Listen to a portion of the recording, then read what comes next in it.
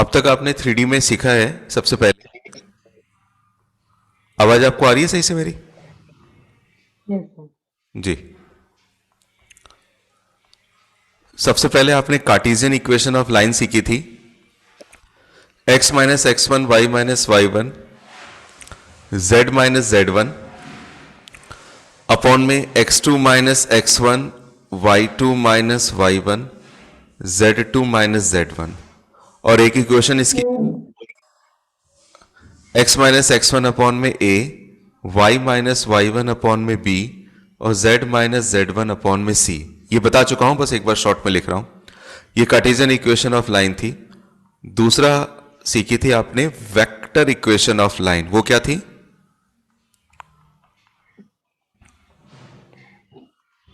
X minus x one upon ए।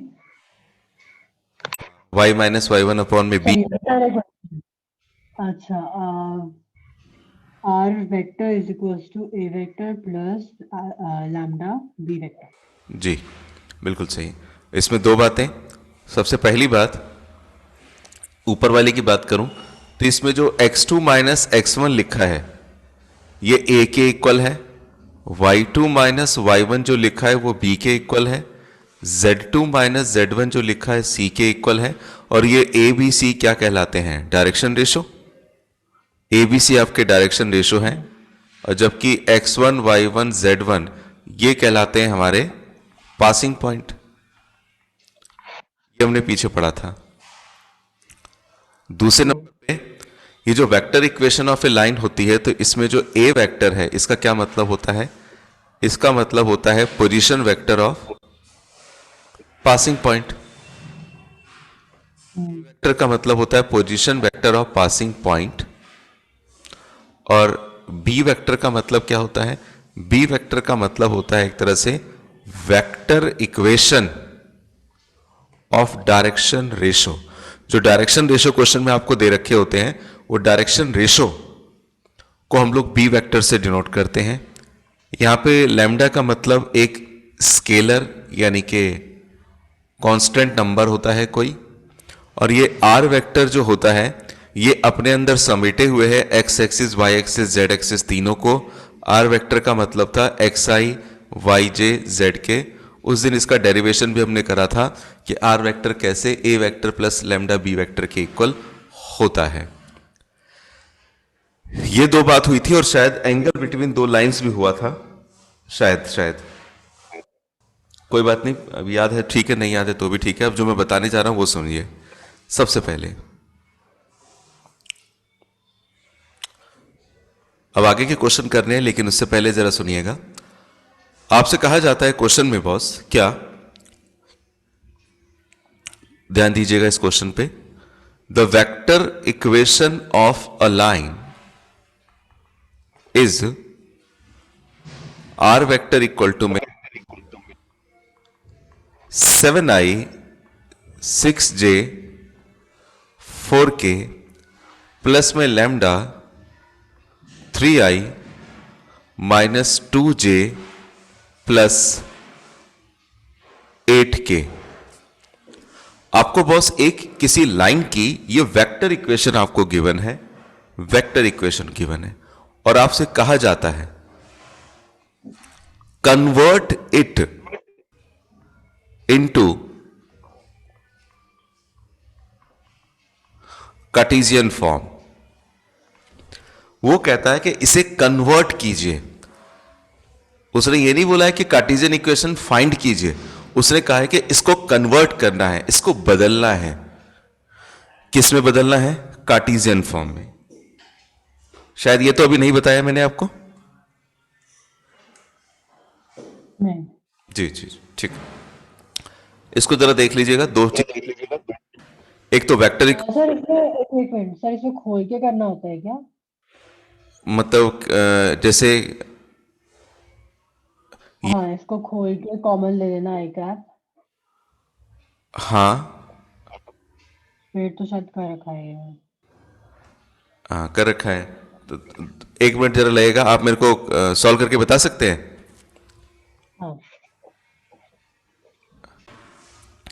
अगर इसे Cartesian form में कन्वर्ट करना है तो सबसे पहले इक्वेशन को ले लेते हैं 7i 6j प्लस का 4k और प्लस में लैम्डा से मल्टीप्लाई करूंगा तो 3 लैम्डा आई। पहले मैं इक्वेशन ले रहा हूं, एक मिनट। लैम्डा ये आएगा 3i माइनस 2j प्लस का 8k। पहले मैंने इक्वेशन लिख लिया। अब इक्वेशन लिखने के बाद मैं क्या करूंगा वो देखते हैं। इक्वेशन लिखने के बाद हमें कार्टेशियन फॉर्म में कन्वर्ट करना है। कार्टेशियन फॉर्म का मतलब होता है ऐसी फॉर्म जिसमें आई जे के ना आए, एक्स वाई जेड आए। एक्स वाई जेड आना चाहिए केवल। तो उसके लिए क्या करते हैं, सबसे पहले ये जो आर वेक्टर दिखाई दे रहा है, इस आर वेक्टर के बदले हम लोग सबसे पहले लिखते हैं madam ji x i y j z के। X i y j z के इक्वल टू में 7i 6j 4k, लैम्डा से मल्टीप्लाई कर दीजिए 3 लैम्डा आई 2 लैम्डा जे, याद आ रहा है कुछ कराया था ऐसा, 8 लैम्डा के। चलिए हाँ सर, फिर आप कॉमन ले लेते हैं। ठीक ठीक ठीक ठीक। चलिए अगर आप कर रहे हैं तो आप भी साथ साथ कर लीजिएगा, मैं बस करके दिखा दे रहा हूं। इसमें से आई वालों को कॉमन ले लेंगे तो क्या बचेगा 7 प्लस 3 लैम्डा। जे वाले अगर कॉमन ले लेंगे तो 6 माइनस 2 लैम्डा। के वाले कॉमन लूंगा तो 4 प्लस 8 लैम्डा। इसके बाद इक्वेटिंग बोथ साइड करेंगे अगर, तो इक्वेटिंग बोथ साइड करेंगे तो x किसके इक्वल होगा 7 प्लस 3 लैम्डा के, आई वाले कोफिशिएंट को आई वाले के इक्वल, y इक्वल होगा 6 माइनस 2 लैम्डा के और z इक्वल हो जाएगा 4 प्लस 8 लैम्डा के। तीनों जगह हम लोग लैम्डा की वैल्यू निकाल लेते हैं। x माइनस 7 अपॉन में 3, ये इधर लैम्डा की वैल्यू आ जाएगी। y माइनस 6 अपॉन में माइनस 2, इधर ये लैम्डा की वैल्यू आ जाएगी। और यहां पर z माइनस 4 अपॉन में 8, ये भी एक लैम्डा की वैल्यू आ जाएगी। अच्छा, अब इसके बाद हम लोग क्या करते हैं, ये जो तीन सिचुएशन बनी है, इन तीनों सिचुएशन को एक ये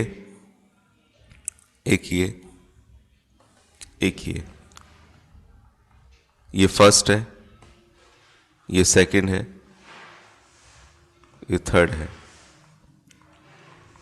फ्रॉम फर्स्ट सेकंड थर्ड, ये भी लैम्डा के इक्वल है, ये भी लैम्डा के इक्वल है, ये भी लैम्डा के इक्वल है, तो इसका मतलब ये तीनों के तीनों लैम्डा के इक्वल होंगे। x माइनस मतलब तीनों आपस में इक्वल होंगे। x माइनस 7 अपॉन में 3, y माइनस 6 अपॉन में माइनस 2 और z माइनस 4 अपॉन में 8। ये जो तैयार होगी ये कार्टेशियन इक्वेशन तैयार होगी लाइन की। इसमें हमें डायरेक्ट फाइंड नहीं करना है, डायरेक्ट फाइंड भी कर सकते हैं, लेकिन इसमें उसने कन्वर्ट करने के लिए बोल रखा था, इसलिए इस प्रोसेस को हमने यूज किया। ये कार्टेशियन इक्वेशन दे रखी है और आपको कहा जाता है इसे वेक्टर फॉर्म में कन्वर्ट करिए। क्या ये बता दिया था?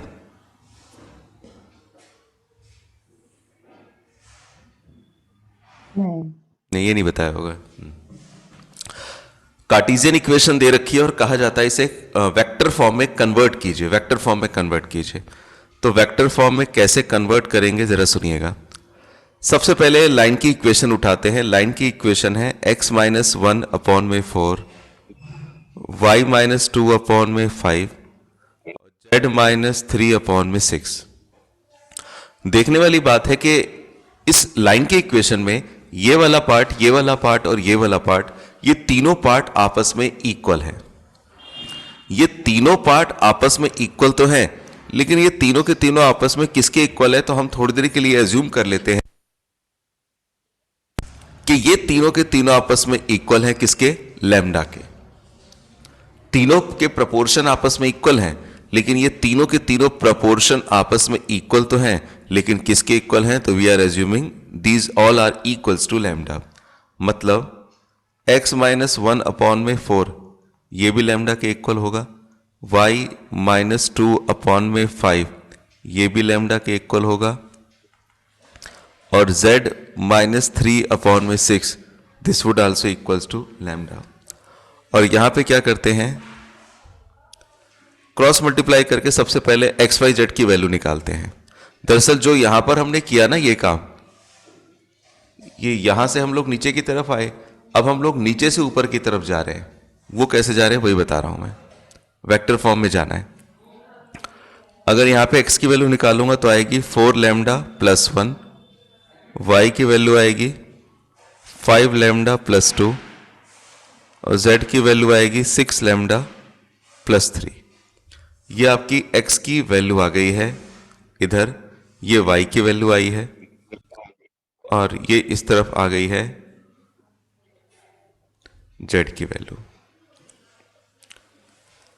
हमें इसे वेक्टर फॉर्म में कन्वर्ट करना है, तो वेक्टर फॉर्म में कैसे कन्वर्ट होगा, तो उसके लिए हमने पीछे पढ़ा था, हमें वेक्टर फॉर्म में अगर कन्वर्ट करना है तो आर वेक्टर के इक्वल टू में सब कुछ लेकर आना पड़ेगा। और आपको पीछे याद हो, आर वेक्टर जो होता है वो इक्वल होता है x i y j z के। आर वेक्टर इक्वल होता है बॉस एक्स आई प्लस वाई जे प्लस जेड के। तो आर वेक्टर के बदले आर वेक्टर रहने दीजिए। अब एक्स के बदले एक्स की वैल्यू लगाएंगे। एक्स की वैल्यू 4 लैम्डा प्लस 1 आई, वाई की वैल्यू 5 लैम्डा प्लस 2 जे और जेड की वैल्यू 6 लैम्डा प्लस 3 के। मल्टीप्लाई कर दीजिए बस, 4 लैम्डा आई प्लस आई, 5 लैम्डा जे 2 जे, 6 लैम्डा के 3 के। अब यहां पर जो बिना लैम्डा पढ़े हैं उनको एक साथ कर लेते हैं, आई 2j और 3k, आई 2j 3k प्लस में, और बाकी जो बच गए हैं 4 लैम्डा आई 5 लैम्डा जे 6 लैम्डा के, इनमें से बस लैम्डा कॉमन ले लेते हैं। लैम्डा कॉमन लेंगे तो 4i 5j और 6k, ये जो हमारा तैयार होगा ये हमारी कहलाएगी वेक्टर इक्वेशन ऑफ लाइन। ये कन्वर्जन था, याद रखिएगा। ये अभी तो सिंपल लग रहा है लेकिन कभी कभी याद रखिए बाद में भूल जाते हैं, तो आप वहां बाद में क्या करें, फॉर्मूले वाली कॉपी में इन दोनों क्वेश्चन को लिख के रख लें तो बड़ा अच्छा रहेगा। जब भी आप दोबारा देखेंगे तो इजीली आपको चीजें याद आ जाएंगी। अब मैं आगे बता रहा हूं।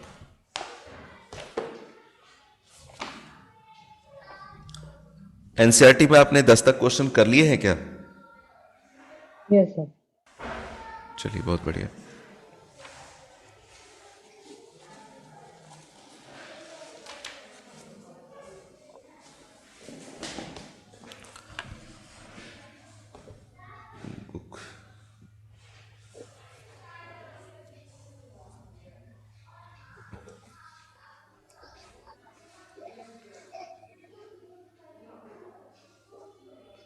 दस तक का मतलब एंगल भी बता दिया था मैंने, एंगल निकालना।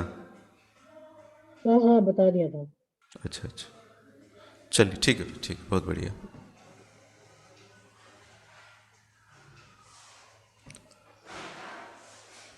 जी,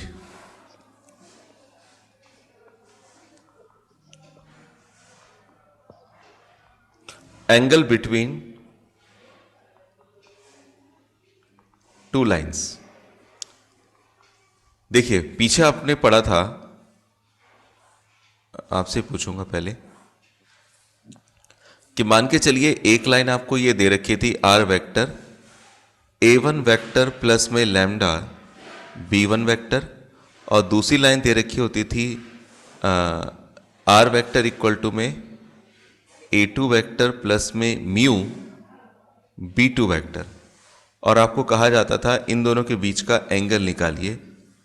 तो इन दोनों के बीच का एंगल निकालने का फॉर्मूला हुआ करता था cos थीटा इक्वल टू में, क्या होता था formula madam ji? A vector dot b vector upon a vector modulus b vector. जी, देखिए क्या होता है, हाँ हाँ देखिए क्या होता है, जब भी एंगल निकालते हैं तो आपने जहां पे A1 A2 बोला है वहां पे B1 और B2 बस यूज होगा। ये जो A1 और A2 होते हैं ये हमारे पासिंग पॉइंट होते हैं। एंगल निकालने के लिए इनका यूज नहीं होता, एंगल निकालने के लिए यूज होता है डायरेक्शन रेशो का, मतलब B1 वेक्टर और B2 वेक्टर। मैंने B1 और B2 वेक्टर लिखवाया होगा, एक बार चेक कीजिएगा। आपने बता दिया है ना? बता दिया है ना? हाँ। लेकिन आपसे मैंने पूछा तो आपने A1 और A2 वेक्टर बोला ना। A1 अब वो मुझे पिछले वाला पूछ रहा। अच्छा सॉरी, अच्छा सॉरी सॉरी, ये भी बताया था ना जो बता रहा हूं अभी। हाँ, ये बता दिया था आपने। तो इसमें एंगल निकालना है, इस दो लाइनों के बीच का अगर एंगल निकालना है और ये इक्वेशन दे रखी है तो इसमें एंगल कैसे निकलेगा, इसकी बात बताइए। तो B1 dot B2 vector upon B1 magnitude into B2 magnitude. जी, B1 vector dot B2 vector upon में B1 वेक्टर का मैग्नीट्यूड और B2 वेक्टर का मैग्नीट्यूड, ये था। चलिए बहुत बढ़िया। अब आगे की बात समझिएगा।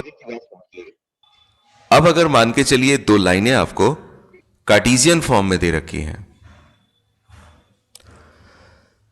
कार्टेशियन फॉर्म में देने का मतलब, मान के चलिए आपको लाइन दे रखी है पहली वाली x minus x1, y minus y1, z minus z1 और अपॉन में है A1 B1 C1, ये डायरेक्शन रेशो है पहली वाली लाइन की।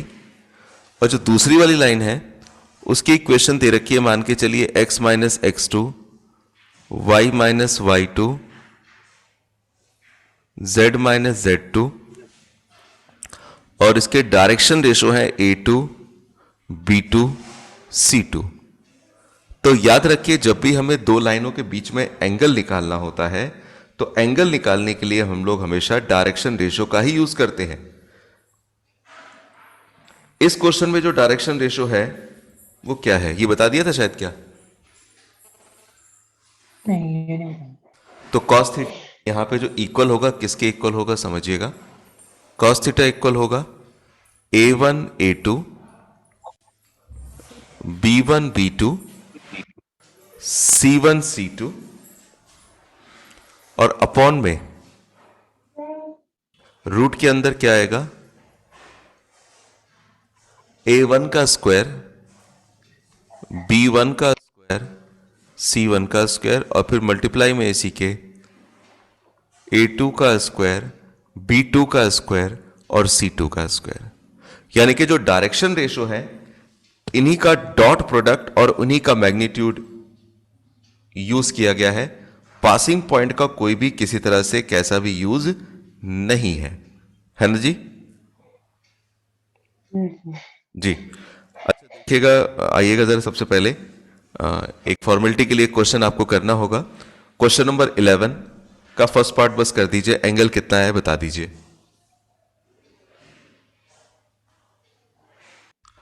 क्वेश्चन नंबर 12 है कि find the value of P so that the line ये एंड ये आर एट राइट एंगल्स। दो लाइनें दे रखी है बॉस और दोनों की दोनों लाइनें अगर एक दूसरे के ऊपर राइट एंगल है तो आपको P की वैल्यू निकालनी है। तो P की वैल्यू निकालने के लिए करेंगे क्या, पहले औरली बताइए आप मुझे।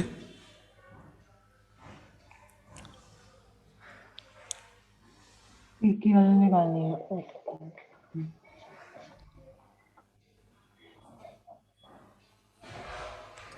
P की वैल्यू निकालनी है वो ठीक है, कंडीशन क्या दे रखी है पहले उसको पकड़िए। कंडीशन क्या दे रखी है क्वेश्चन में? Right angle. राइट, इक्वेशन बना के डॉट प्रोडक्ट करेंगे।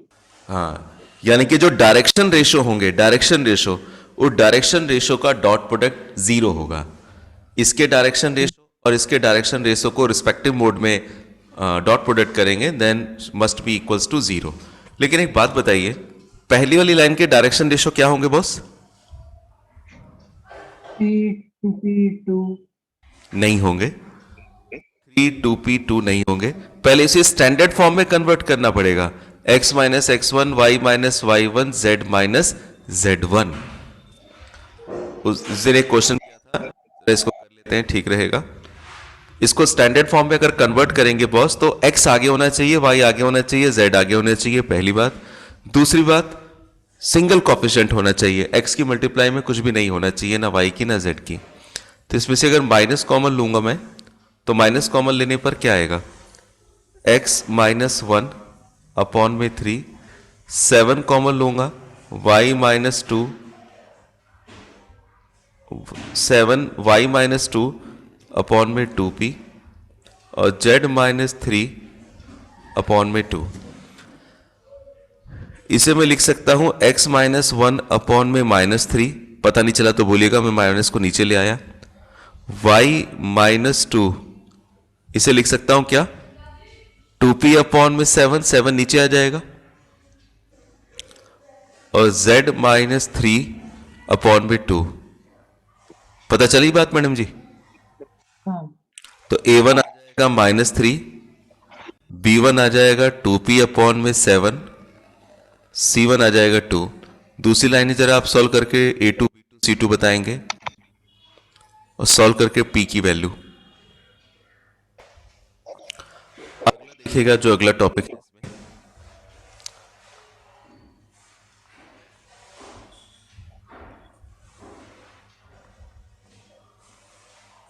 इसका क्वेश्चन कंफर्म्ड आएगा, 100% आएगा क्वेश्चन। टॉपिक का नाम है shortest distance between two lines.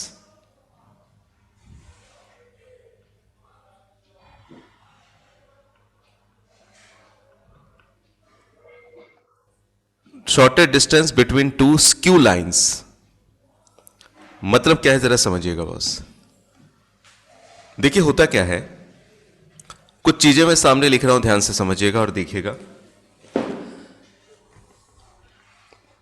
मैंने आपके सामने मान के चलिए दो लाइनें डाली, एक लाइन ये है और एक लाइन ये है। ये लाइन है L1 और ये लाइन है L2। तो हम कहेंगे क्या, L1 is parallel to L2, यानी कि L1 लाइन जो है वो L2 लाइन के पैरेलल है। ये बचपन में आपने पढ़ा है। दूसरे नंबर पे जरा समझिएगा, मान के चलिए एक लाइन है, मैंने दोनों तरफ एरो डाला है लाइन की वजह से, तो हम कहते हैं क्या, ये लाइन मान के चलिए L1 है और ये लाइन है मान के चलिए L2। तो इसे हम कहेंगे कि L1 line is perpendicular to L2 line. तीसरे नंबर पे, थर्ड पोजीशन पे देखिएगा, थर्ड नंबर पे मान के चलिए एक लाइन ये है और एक लाइन ये है, जो दोनों एक दूसरे को काटते हुए जा रही है, इंटरसेक्ट कर रही है। तो इसे हम बोलेंगे क्या, L1 and L2 are secant line, भी इन्हीं को बोल देते हैं सीकेंट लाइन, और ये है इंटरसेक्टिंग लाइंस। इंटरसेक्टिंग लाइंस, ये सारे के सारे लाइंस थे। अब जो मैं बात कर रहा हूं, बात करूंगा अब लाइन सेगमेंट की। जब दोनों तरफ एरो लगाओ तो लाइन है, इसका मतलब वो अभी और आगे जा सकते हैं। लेकिन मान के चलो ऐसे में लिख के छोड़ देता हूं, आप तो आपने बचपन में पढ़ा होगा छोटी क्लासों में, इसको हम लोग अब क्या बोलते हैं, लाइन सेगमेंट बोलते हैं, कि ये यहीं पर है बस। अब जो मैं बात बोलने जा रहा हूं उसे ध्यान से सुनिएगा, देखिएगा। बस मान के चलिए एक लाइन ये है, लाइन सेगमेंट ये है, एक ये है लाइन सेगमेंट L1, और एक दूसरी लाइन सेगमेंट है मान के चलिए ये, और इस लाइन सेगमेंट का नाम है मान के चलिए L2। आपको मैं पूछता हूं, 2-3 सवाल पूछूंगा इसके बारे में, ध्यान से सुनिएगा। पहला, इज L1 लाइन पैरेलल है L2 लाइन के, यानी कि जो लाइन का मतलब मेरे यहां पे लाइन सेगमेंट्स है इस क्वेश्चन के लिए, इस फोर्थ पार्ट के लिए। क्या L1 लाइन L2 के पैरेलल है? नहीं। नहीं है, बिल्कुल नहीं है, नो। L1 L2 के पैरेलल नहीं है। अच्छा, इज जितना आप पढ़ रहे हैं इसमें, क्या L1 परपेंडिकुलर है L2 पे? ये भी नहीं है। नहीं। क्या is L1 intersect to L2? जिस कंडीशन में, नहीं। इस कंडीशन में क्या L1 L2 एक दूसरे को इंटरसेक्ट कर रही है? नहीं। नहीं कर रही। तो अब जरा समझिएगा, जब दो लाइनें आपस में ना तो पैरेलल हो ना एक दूसरे को इंटरसेक्ट कर रही हो, तो उन लाइनों को बोला जाता है, याद रखिए, skews line. L1 and L2 are skew lines. इनको बोला जाता है कि ये कहलाती हैं, याद रखिए, क्या? स्क्यूज लाइन, स्क्यूज लाइन, स्क्यू लाइन। समझ रहे हैं आप? Yes, sir. दूसरी बात, अगर इन दोनों लाइनों के बीच का डिस्टेंस निकालूं मैं, इन दोनों लाइनों का डिस्टेंस, यहां पे भी कुछ निकलेगा, कुछ यहां पे निकलेगा, कुछ यहां पे निकलेगा, कुछ यहां पे निकलेगा। हर जगह डिस्टेंस क्या होगा? अलग अलग होगा। लेकिन इन दोनों लाइनों के बीच का डिस्टेंस सबसे कम ABCDEF, इन दोनों लाइनों के बीच का सबसे कम डिस्टेंस इंग्लिश में बोलते हैं शॉर्टेस्ट डिस्टेंस। कहां पर होगा? ABCDEF में कहां पर होगा? Yes. F पर। और हमें यही शॉर्टेस्ट डिस्टेंस अब फाइंड करना होगा। तो पहली बात तो मैंने बताया, स्क्यूज लाइन किसे कहते हैं? स्क्यूज लाइन वो लाइन होती हैं जो ना तो पैरेलल है ना इंटरसेक्ट कर रही हैं। उनके बीच का आपको डिस्टेंस निकालना है।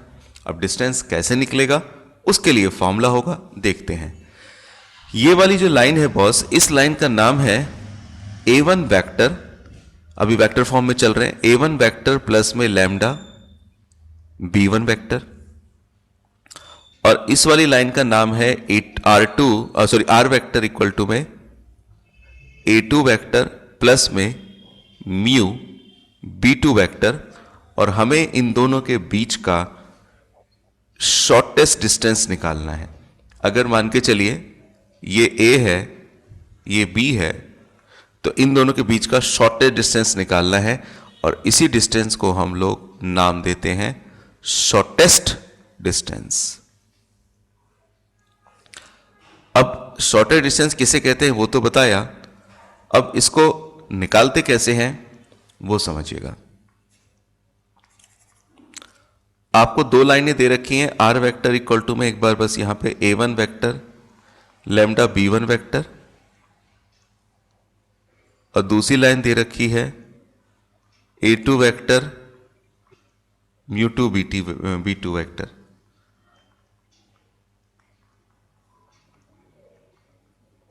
आपको शॉर्टेस्ट डिस्टेंस निकालना है। शॉर्टकट में से SD बोलेंगे, या केवल आप स्मॉल d भी लिखेंगे तो भी शॉर्टेस्ट डिस्टेंस ही होगा। कैसे निकलता है शॉर्टेस्ट डिस्टेंस? ये डिस्टेंस है, कभी भी नेगेटिव नहीं हो सकता, इसलिए मॉडुलस लगाया जाता है। और कैसे निकलता है समझिएगा, उसका फॉर्मूला होता है, इसका भी डेरिवेशन कहिएगा तो भी बता दिया जाएगा। A2 vector minus A1 vector dot B1 vector cross B2 vector upon में B1 vector cross B2 vector, इन दोनों का मैग्नीट्यूड, और मॉडुलस से इसको क्लोज कर देंगे। ध्यान दीजिएगा, जब दो चीजों के बीच में डिस्टेंस निकालना हो, दो लाइनों के बीच में डिस्टेंस निकालना हो, तो पहले यहां पे क्या करा गया है? पहले नंबर पे याद रखिए, जो डायरेक्शन रेशो होते हैं वो हमारे B1 B2 होते हैं। तो डायरेक्शन रेशो का क्रॉस प्रोडक्ट और फिर नीचे डायरेक्शन रेशो का ही मैग्नीट्यूड। ऊपर है डायरेक्शन रेशो का क्रॉस प्रोडक्ट और डायरेक्शन रेशो का मैग्नीट्यूड, और मल्टीप्लाइंग में क्या है? A2 माइनस A1, जो उनके पासिंग पॉइंट है, उनका डिफरेंस। जब भी शॉर्टेस्ट डिस्टेंस का क्वेश्चन आएगा, शॉर्टेस्ट डिस्टेंस का जब भी क्वेश्चन आएगा, तो उसके लिए आपको करना क्या होगा? हमेशा सबसे पहले आपको ये करना होगा, ये फॉर्मूले वाली कॉपी में करने के लिए है चीज़ें। एक मिनट में इसको हाईलाइट मार्क कर दूं। हाँ, ये डाल ही रखा है मैंने। यहाँ के बाद ये सारा ही नोटिंग है, सारा ही उसमें डालना है। स्टेप नंबर 1, क्वेश्चन में जो भी लाइन की इक्वेशन दे रखी है, सबसे पहले आपको क्या करना होगा, right the equation of lines. Lines की जो भी इक्वेशन है वो लिखिए पहले हमेशा, क्योंकि ये क्वेश्चन एग्जाम में ज्यादा मार्क्स का आता है। a1 vector lambda b1 vector, और दूसरा होगा r vector equal to a2 vector mu b2 vector. Step number 1 पे बाद स्टेप नंबर 2 पर क्वेश्चन को पढ़ करके आपको a1 वेक्टर की क्या वैल्यू है वो लिखना होगा, a2 वेक्टर की क्या वैल्यू है वो लिखना होगा। इसके अलावा b1 वेक्टर की क्या वैल्यू है वो लिखिए, b2 वेक्टर की वैल्यू क्या है ये लिखिए। डायरेक्ट मत कीजिए, बाकायदा लिखिए, आपको स्टेप्स के मार्क्स मिलेंगे। स्टेप नंबर 3 पर सबसे पहले a2 माइनस a1 वेक्टर का डिफरेंस निकालिए।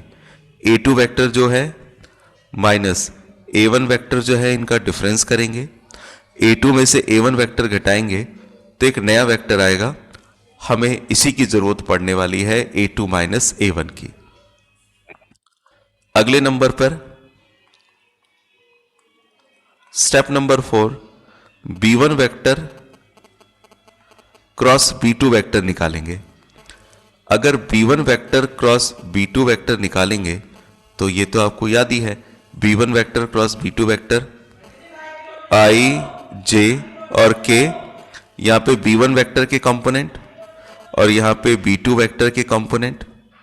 सिंप्लीफाई करके आपको b1 वेक्टर b2 वेक्टर, इसको सिंप्लीफाई करके फिर एक और वेक्टर बनेगा। अभी आप लिखिएगा नहीं, ये बाद में लिखिएगा और जरूर लिखिएगा। ये हमारा स्टेप नंबर 4 था, b1 vector cross b2 vector. Step number 5 पर b1 vector cross b2 vector, इसका मैग्नीट्यूड निकलेगा और वो जो मैग्नीट्यूड निकलेगा वो एक नंबर होगा, कांस्टेंट नंबर। और फाइनली स्टेप नंबर 5 पर आपको बताना है shortest distance that is small d, तो वो निकालने के लिए वही काम, a2 vector minus a1 vector की वैल्यू जो यहां पर आई थी वो लिखेंगे, dot product b1 vector cross b2 vector जो यहां आया था वो लिखेंगे, और अपॉन में b1 vector cross b2 vector का होल। इसको सॉल्व करके जो रिजल्ट आएगा, अगर नेगेटिव आता है तो उसे नेगेटिव को इग्नोर कर देंगे, पॉजिटिव लेके चलेंगे, जो आएगा आंसर वो लिख देंगे और साइड में लिख देंगे यूनिट्स। बात समझ में आई क्या आपको? Yes sir. अभी आपने सीखा था shortest distance between two skews line in vector form. अब अगला है कार्टेशियन फॉर्म। अभी जो हमने किया था ये था, अभी जो सबसे पहला टॉपिक ये वेक्टर फॉर्म के लिए था। कार्टेशियन फॉर्म के लिए क्या होगा वो समझते हैं।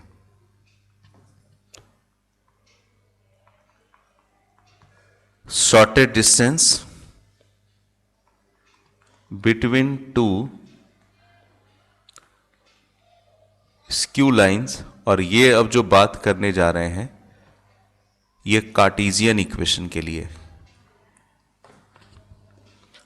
देखिए क्या करेंगे इसमें, मैं सीधा वर्किंग रूल बता रहा हूं क्योंकि इसका डायरेक्ट फॉर्मूला वर्किंग रूल में ही मिलेगा, ऐसे नहीं मिलेगा। जब कार्टेशियन इक्वेशन दे रखी हो तो कैसे हम लोग डिस्टेंस निकालने वाले हैं इसको समझते हैं। देखिए सबसे पहले तो क्वेश्चन में स्टेप नंबर 1 आपको दो इक्वेशन दे रखी होगी, और जो दो इक्वेशन दे रखी होगी वो दो इक्वेशन कार्टेशियन फॉर्म में दे रखी होगी, और वो इक्वेशन क्या होगी इस तरह से, x minus x1 y minus y1 z minus z1 upon में ये होगा a1 b1 c1। दूसरी इक्वेशन भी दे रखी होगी x minus x2 y minus y2 and z minus z2 upon में a2 b2 एंड c2। पहली बात तो ये, आपको करना क्या होगा, जब भी इक्वेशन दे रखी होगी तो नंबर 1 स्टेप पर क्वेश्चन को पढ़ करके आपको क्वेश्चन में x1 की क्या वैल्यू है और y1 की क्या वैल्यू है, z1 की क्या वैल्यू है वो लिख लेना होगा, x2 की क्या वैल्यू है, y2 की क्या वैल्यू है, z2 की क्या वैल्यू है वो भी लिख लेना होगा। इसके बाद a1 b1 c1 की वैल्यू और a2 b2 c2, यानी कि इन चारों चीजों की सबसे पहले स्टेप पर तो हम लोग वैल्यू लिख लेंगे जो भी वैल्यू क्वेश्चन में उसने दे रखी होगी। पहला काम तो हमें यही करना है। अच्छा, स्टेप नंबर 1 के बाद स्टेप नंबर 2 पर क्या करना होगा वो समझिए। स्टेप नंबर 2 पर हमें निकालना होगा, दो चीजें इस क्वेश्चन में हमें निकालनी होती है, एक कैपिटल ए और कैपिटल बी। ये कैपिटल ए क्या होता है, कैपिटल ए निकालते हैं कैसे, ये क्या होता है कैपिटल ए, जरा बताऊं, देखिएगा सिंपल सी बात है। कैपिटल ए होता है बॉस, याद रखिएगा, x2 minus x1 y2 minus y1 z2 minus z1, नीचे a1 b1 c1 a2 b2 c2। ये हम लोग यहां पर इसका ये सारे के सारे कांस्टेंट नंबर होंगे, x1 y1 x2 y2 z1 z2 a1 b1 c1 a2 b2 c2, सारे के सारे कांस्टेंट नंबर होंगे। इस डिटर्मिनेंट को सॉल्व करके हमें a की वैल्यू मिलेगी और ये भी a की वैल्यू एक पर्टिकुलरली कांस्टेंट होगी, कांस्टेंट a की वैल्यू एक पर्टिकुलर कांस्टेंट होगा।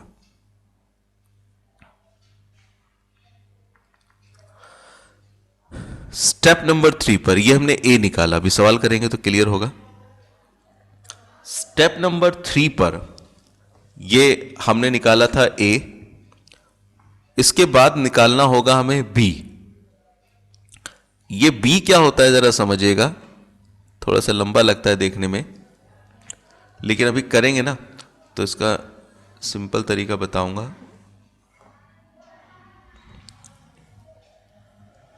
बी क्या होता है, बी हमें दो चीजें निकालनी होती है, एक ए और एक बी। तो क्या होता है जरा सुनिएगा, इसको मैं लिख देता हूं आगे पीछे करके। इसकी वैल्यू होती है b1 c2 minus c1 b2 का होल स्क्वायर,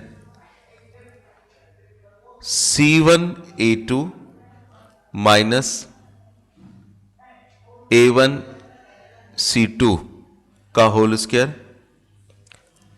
प्लस में a1 b2 minus b1 a2 का होल स्क्वायर।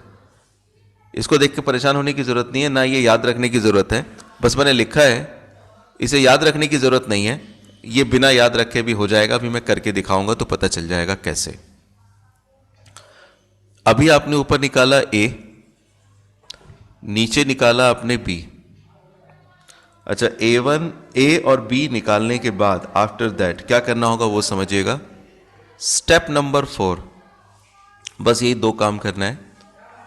इसके बाद हमें निकालना है इसमें शॉर्टेस्ट डिस्टेंस, जिसे हम डिनोट करते हैं स्मॉल डी से। इसके लिए कुछ नहीं करना, जो आपने ए निकाला है उसे डिवाइड कर देना है किससे, बी से, और वो भी मॉडुलस में, क्योंकि डिस्टेंस कभी नेगेटिव नहीं हो सकता। तो ए को बी से डिवाइड करके जो रिजल्ट मिलेगा वो रिजल्ट ही आपका इन दोनों लाइनों का बीच का डिस्टेंस होगा, और वो भी डिस्टेंस निकलेगा यूनिट्स में, यूनिट्स में।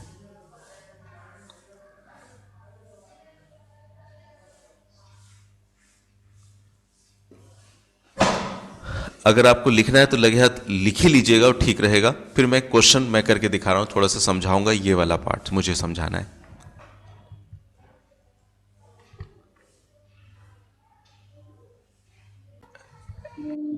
ये जो लाइनें दे रखी है कार्टेशियन फॉर्म में दे रखी है, इसकी इक्वेशन है x minus x one, y minus y one, z minus z one, a one b one c one.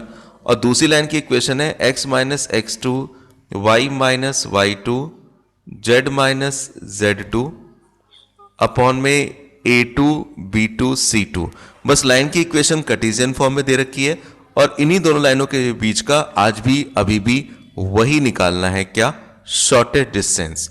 तो जब कार्टेशियन फॉर्म में दे रखी हो लाइनें और उनके बीच का शॉर्टेस्ट डिस्टेंस निकालना हो तो यह तरीका हम लोग यूज करते हैं जो जस्ट अभी मैंने बताया। समझ रहे हैं आप? Yes sir. अगर आप लिख रहे हैं तो कहां पर है बता दीजिए, या आप खुद भी स्क्रॉल कर सकते हैं आप। Sir B.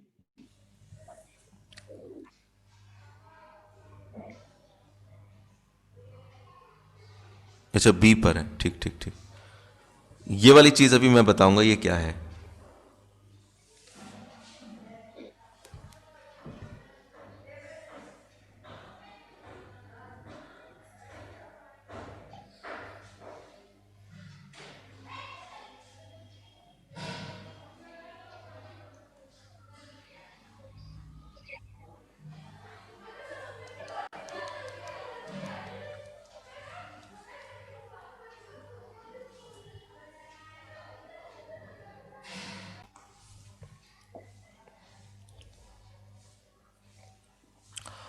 क्वेश्चन करते हैं जरा। कहाँ गया? कौन सा किया था क्वेश्चन अभी? अभी क्वेश्चन नंबर कितना किया था मैडम जी अभी थोड़ी देर पहले? 14। 13। अच्छा अच्छा 14। अच्छा 14। जी जी जी। चलिए 15 पर आता हूं मैं। 15 क्वेश्चन क्या कह रहा है? Find the shortest distance between the lines. आपको दो लाइनें दे रखी हैं, x प्लस वन अपॉन में 7, y प्लस वन अपॉन में -6 और z प्लस वन अपॉन में 1। ये फर्स्ट लाइन है। और जो सेकंड लाइन है, सेकंड लाइन चलिए वो भी सामने लिख देता हूं, वो है x माइनस थ्री अपॉन में 1, y माइनस 5 अपॉन में -2 और z माइनस 7 अपॉन में 1। सबसे पहले तो इस क्वेश्चन को हम लोग लेते हैं और उन वैल्यूज को कंसीडर करते हैं जिसकी हमें क्वेश्चन में जरूरत है। तो सबसे पहले मैं वैल्यू लिखूंगा x1। आप बताएंगे x1 की वैल्यू क्या है इस क्वेश्चन में? -1। ठीक है। y1 भी हो जाएगा -1 और z1 भी हो जाएगा -1। इसी तरह से x2 की बात करूं तो x2 होगा 3 सेकेंड इक्वेशन में से, y2 होगा 5 और z2 होगा 7। जबकि a1 की वैल्यू निकालें तो a1 होगा 7, डायरेक्शन रेशो को बोल रहे हैं a1 b1 c1, -6 और c1 होगा 1। पहले स्टेप पे मैंने कहा था वही पॉइंट्स को लिख दीजिए, a2 a2 a2 1, b2 आपका होगा -2 और c2 होगा 1। अच्छा आगे देखते हैं अब जरा।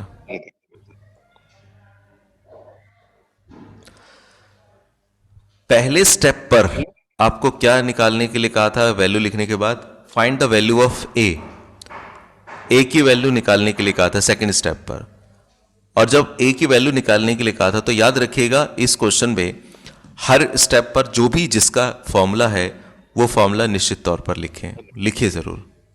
तो अगर इसका फॉर्मूला लिखेंगे तो इसका फॉर्मूला तो था x2 minus x1, y2 minus y1, z2 minus z1, a1 b1 c1 A2 B2 C2।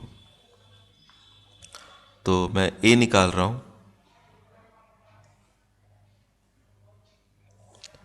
x2 minus x1। तो x2 माइनस x1 करूंगा अगर मैं, तो 3 माइनस माइनस 1, 5 माइनस माइनस 1,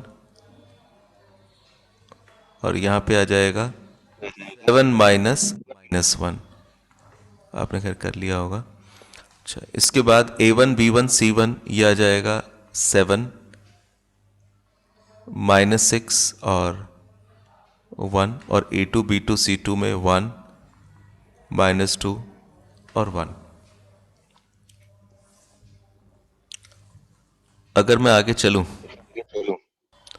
तो वैल्यू जो दिख रही है 3 माइनस 1 4, 5 प्लस 1 6 और 7 प्लस 1 8 आएगा। अगर मैं कहीं एरर कर रहा हूं तो करेक्ट कीजिएगा। 7 माइनस 6 1 और 1 माइनस 2 1।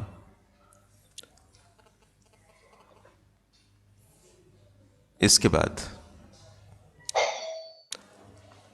इसको सिंप्लीफाई करूंगा। सबसे पहले लूंगा मैं 4, तो माइनस 6 प्लस का 2, माइनस 6 लूंगा अगर सेकंड नंबर पे, तो 7 माइनस 1, और 8 लूंगा अगर मैं, तो माइनस का 14 प्लस का 6। 6 में से 2 गए माइनस 16 आ जाएगा, 7 में से 1 गया 36 आ जाएगा, और माइनस का 64 आ जाएगा। वाह। तो माइनस का 116 आ रहा है मेरा। तो आपका कितना आ रहा है मैडम जी?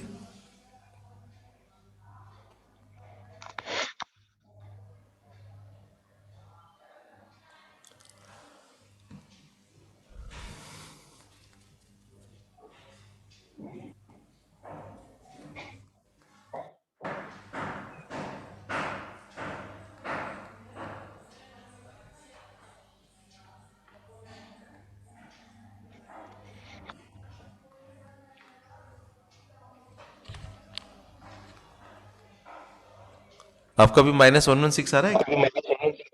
हाँ सर। जी। अच्छा, अब इसके बाद हमें वैल्यू निकालनी होती है बी की। अच्छा, बी की वैल्यू निकालने के लिए जो पहले फॉर्मूला लिखा था, एक बार जरा उसको मैं एक बार दिखा दूं। देखिए फॉर्मूला क्या लिखा था, फिर उसे थोड़ा सा डिफाइन भी करेंगे।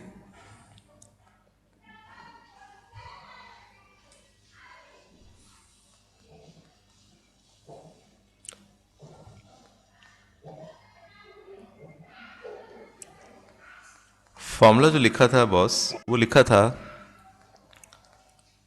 B1C2 minus C1B2 C1A2 minus A1C2, और फिर A1B2, किसी को भी आगे पीछे करके लिख सकते हैं, और B1A2 का होल स्क्वायर। इसे ऐसे मैंने कहा था याद नहीं करना है, ऐसे तो दिक्कत हो जाएगी। ये बना कैसे पहले वो भी सीख लीजिए। ये बना कैसे, इसको रफली थोड़ा सा मैं समझाऊं तो आपको एक बार में समझ में आ जाएगा।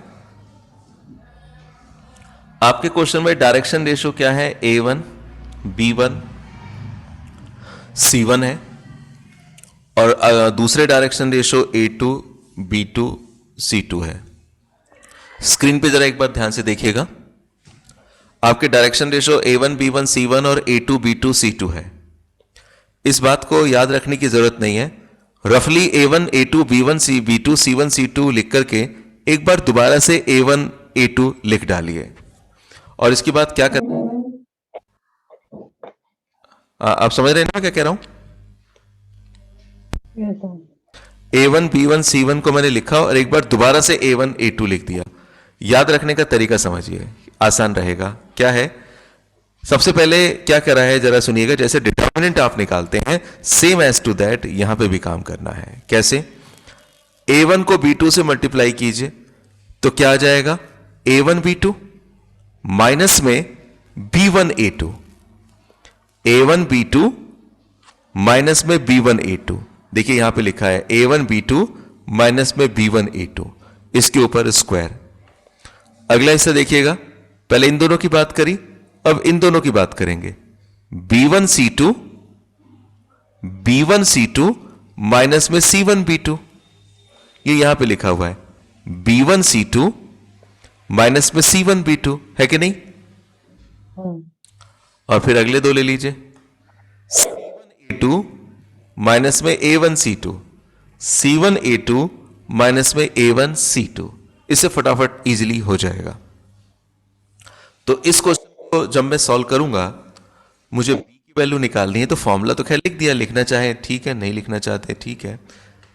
अगर मुझे b की वैल्यू निकालनी है तो b की वैल्यू मैं ये जो लिखा है इसके तरीके से नहीं चलूंगा, मैं A1 B1 C1 की वैल्यू लिख लेता हूं कहीं रफ में।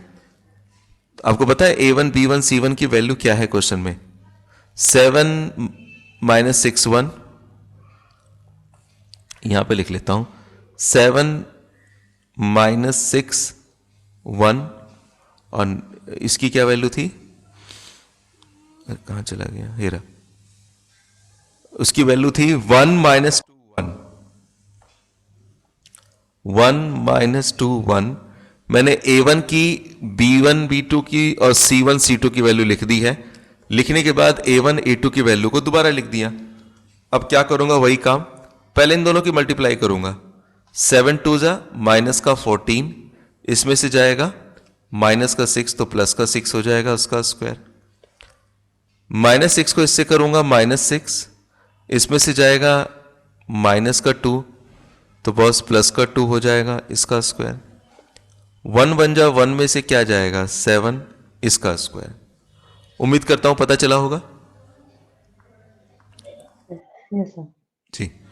14 में से 6 गया माइनस का 8 का स्क्वायर 64, 6 में से 2 गया माइनस 4 का स्क्वायर 16, और 1 में से 7 गया माइनस 6, ये तो सेम आ गया 36। तो b क्या आ जाएगा, ये भी 1 1 6 आ जाएगा बॉस। ये निकल गया b और ऊपर निकला था a, दोनों 1 1 6 ही निकले हैं, प्लस माइनस का फर्क है केवल। अच्छा अब देखते हैं,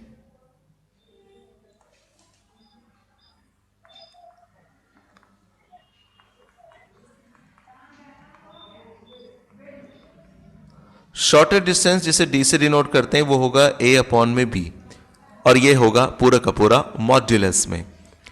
a की वैल्यू निकली है आपकी इस क्वेश्चन में माइनस का 116, और b की वैल्यू लिखी है रूट का 116। तो रूट से बाहर, मॉड्यूलस से बाहर निकालेंगे तो प्लस का हो जाएगा, और ये भी प्लस का रहेगा 116। ऊपर वाले को मैं रूट 116 दो बार लिख सकता हूं, एक तो एक कट गया, रूट 116 बच गया, और इसके भी अगर मैं फैक्टर करूं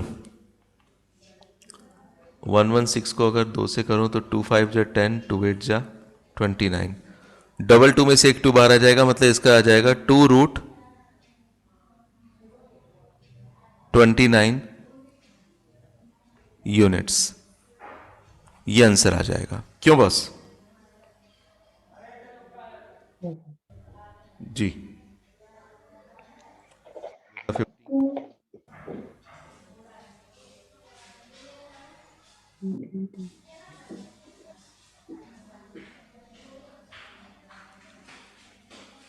17 पर आइएगा अब इसके बाद।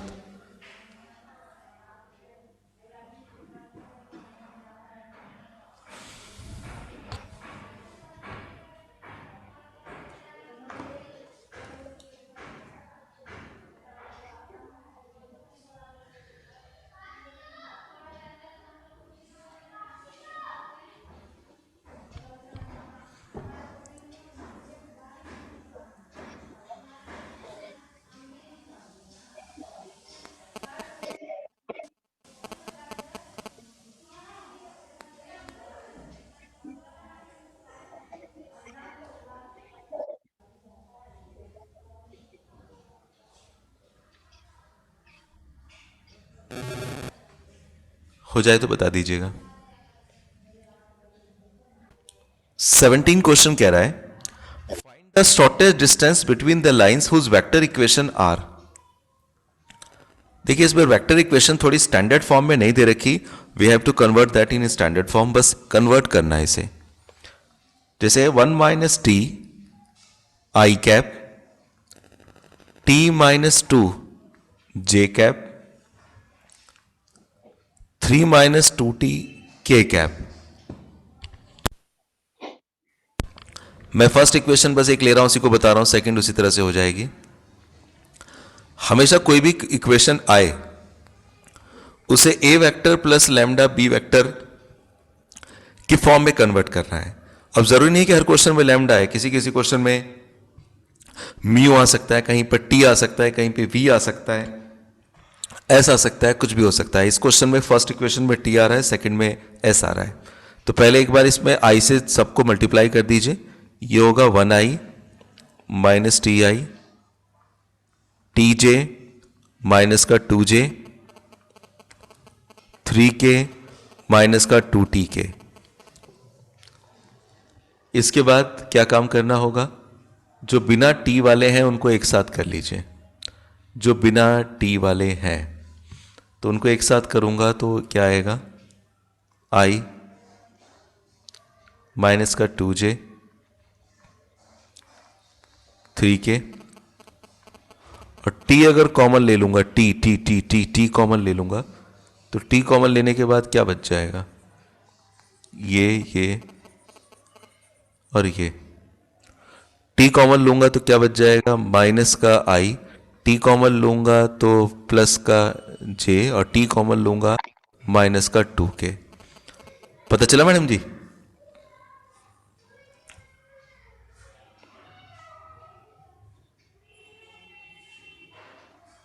डाउट हो रहा है तो बोलिए, मैं दोबारा रिकॉल करूं?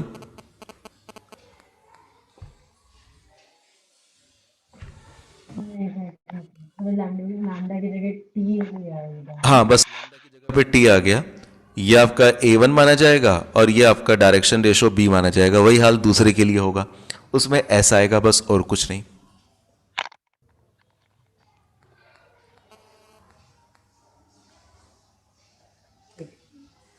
जी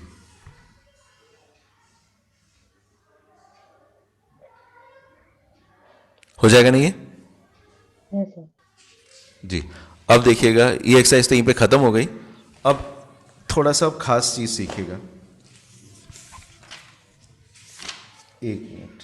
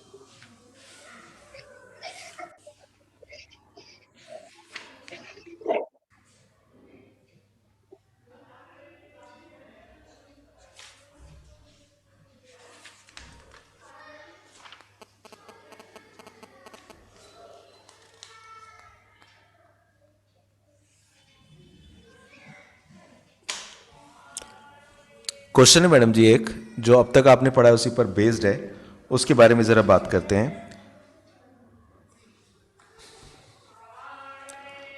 so that the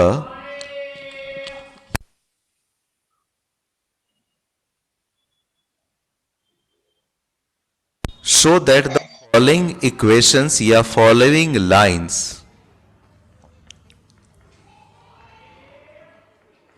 intersecting to each other, दो लाइनें दे रखी हैं और आपको प्रूव करना है कि ये दो लाइनें एक दूसरे को इंटरसेक्ट करती हैं। दो लाइनें कौन कौन सी दे रखी हैं तो देखिएगा जरा। सबसे पहले x अपॉन में 1 y माइनस 2 अपॉन में 2, z प्लस 3 अपॉन में 3 एंड x माइनस 2 अपॉन में 2,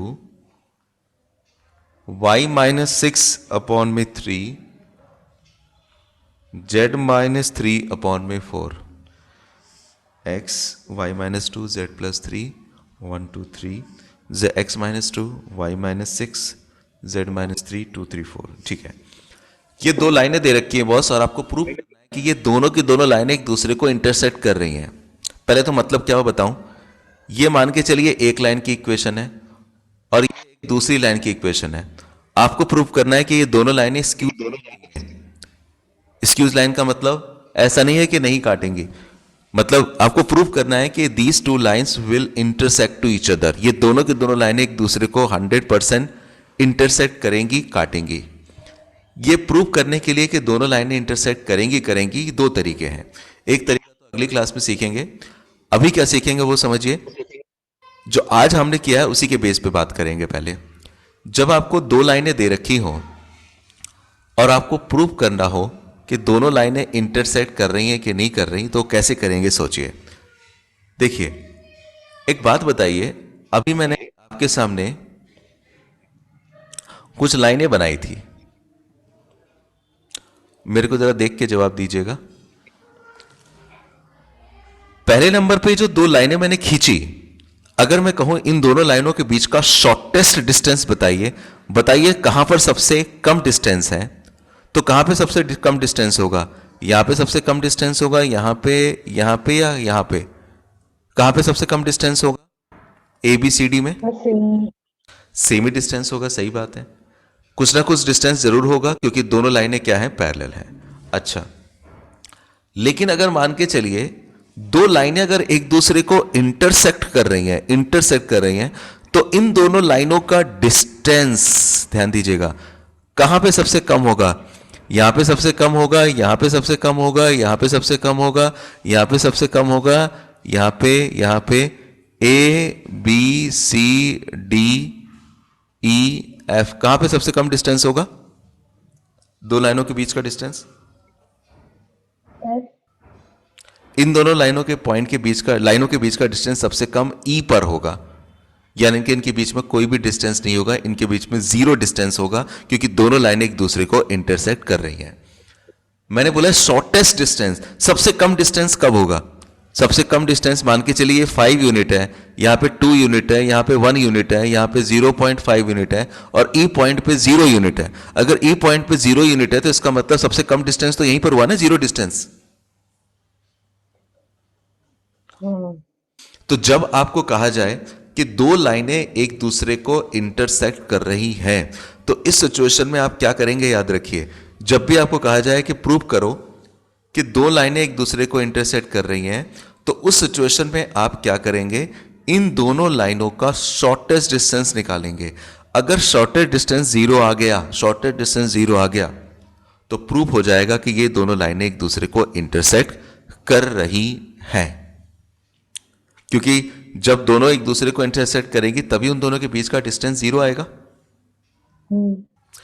तो if two lines are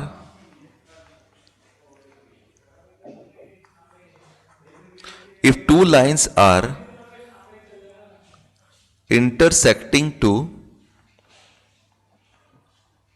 each other, then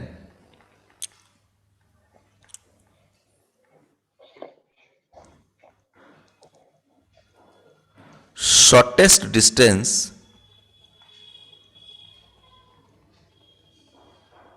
would be 0। Shortest distance जो होगा इनके बीच का वो हमेशा क्या होगा? 0 होगा, 0 होगा, 0 होगा। क्यों बॉस? जी जरा 2 मिनट लगेंगे, इसको कर ही देंगे तो थोड़ा सा सही रहेगा। मेरे को और बताना है कुछ उसके लिए, फटाफट जरा कर दीजिएगा इसका शॉर्टेस्ट डिस्टेंस।